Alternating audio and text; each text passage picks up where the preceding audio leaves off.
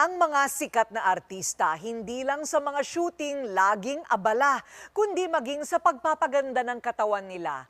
Para syempre, lagi silang magaganda at macho sa paningin ng mga fans. Nakita nyo naman ang kaseksihan ni Piolo Pascual, Daniel Matsunaga. Heto at i-reveal ang sikreto ng katawan sa katawan.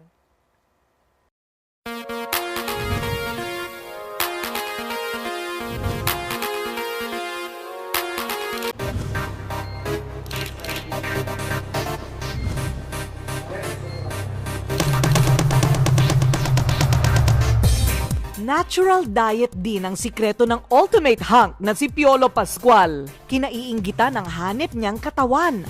Aktibo ngayon si Piolo sa triathlon.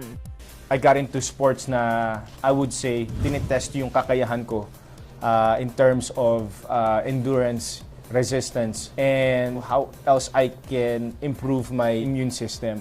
Kahit busy si Piolo, may panahon siya sa pag-aalaga ng katawan.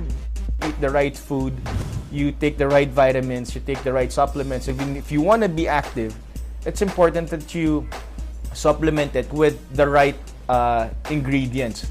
Sa kanyang diet, kasama ang barley na iniaangkat pa sa New Zealand.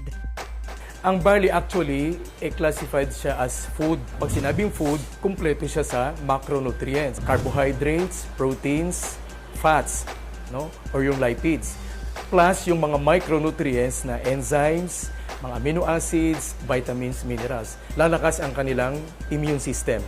Pangalawa, sa mga athletes, mabuti ito dahil magbibigay ito ng strength, ng endurance, ng stamina, para maisagawa nila kung ano man yung mga sports activities na ginagawa nila. Dapat daw tandaan na kailangan ng disiplina sa pagpapaganda ng katawan at wastong kalusugan nang sa gayon, ang resulta nito'y kabibiliban.